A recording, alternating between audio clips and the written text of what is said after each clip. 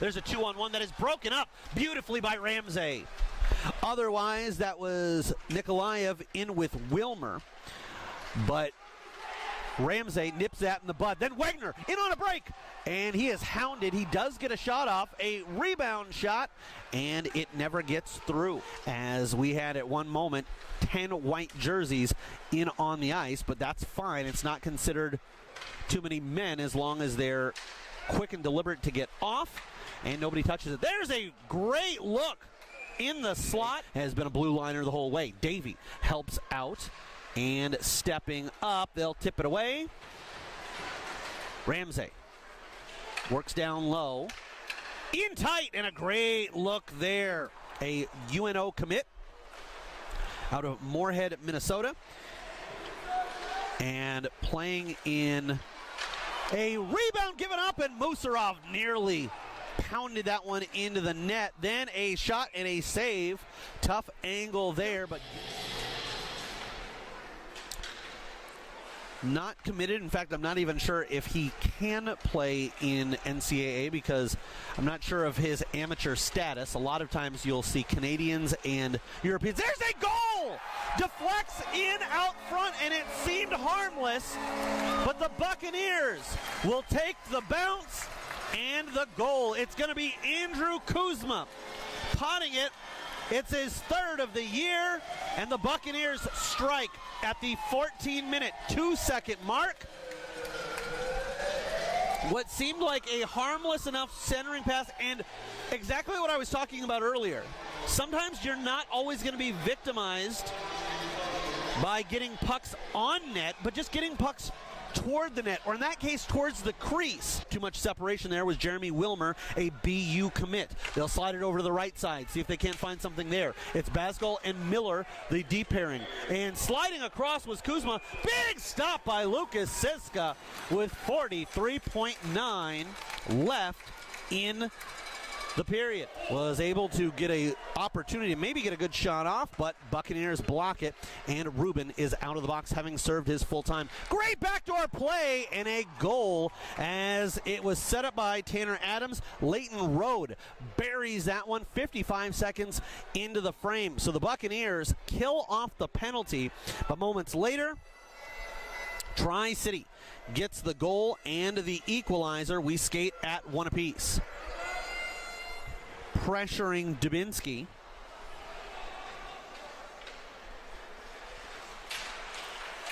Buccaneers come up with it. It's Bartle. Bartle takes a couple looks, feeds a point. Rubin with a drive, and it's in! I don't think this is going to be Rubin's goal. I think it was deflected out front. We'll find out here in a matter of moments. But at the 6-minute, 38-second mark, the Buccaneers get on the board.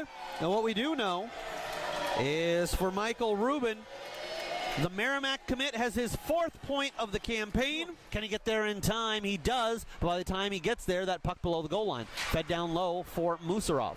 Nikolania thrown hard into the boards. They'll feed it to the point. There's a shot, and it's in!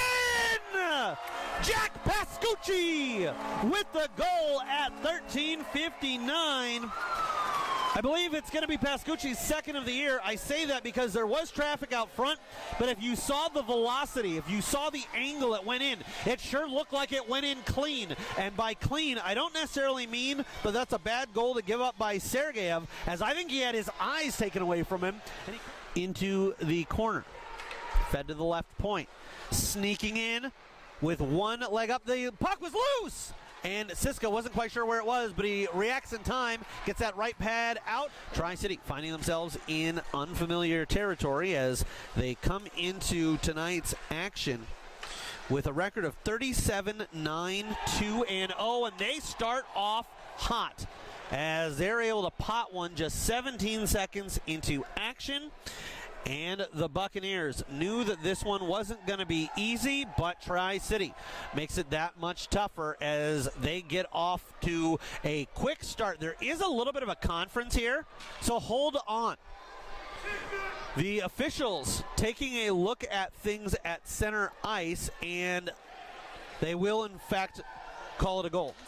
Feeds Prokop, back to Musarov. Musarov steps up, and tries to find that near side top corner. Tri-City with a potential 2-on-1 developing. It's Prokop, last man back, and he blocks it, and that gets it right to Kupcho. So now Des Moines goes from being the hunted to the hunter. Kupcho fires and scores! Lubomir Kupcho with the power play goal, and it might seem at first like that's an unassisted goal. It's not. John Prokop will pick up the assist, as it was his skate that broke up that shorthanded bid by Tri-City. He ends up on the score sheet. Kupcho ends up with the goal, and the Buccaneers are back on top by 2. It's 4-2. Buccaneers looking to play here.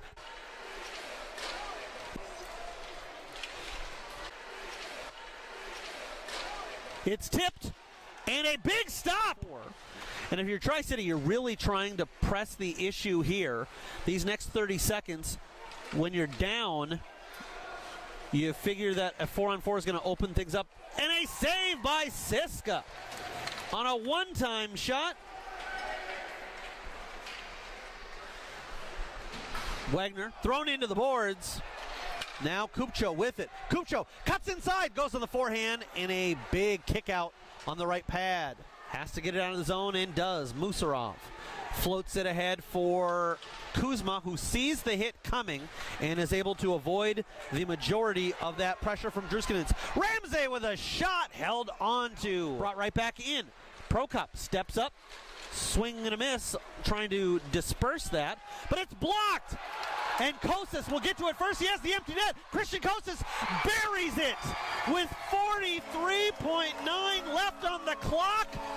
And for the second straight time in meeting these teams, Des Moines hands Tri-City a regulation loss. That's just their 10th of the year. But the Buccaneers got out a great performance, and they're going to pick up the W here on a Sunday afternoon. For Christian Kosas, that is his 6th goal of the season, his 9th point, and it's sticked away by Siska. Centering pass. They can't get to it. Stepping up, losing an edge, and Des Moines will flip it out to neutral ice. It's kicked at by Fitzgerald, and the horn sounds with Des Moines skating away with a 5-2 victory over the top team in the USHL. We'll step away from the mic for a moment. We'll listen into our 3 stars, and we'll come back with your post-game show. Des Moines 5, Tri-City 2.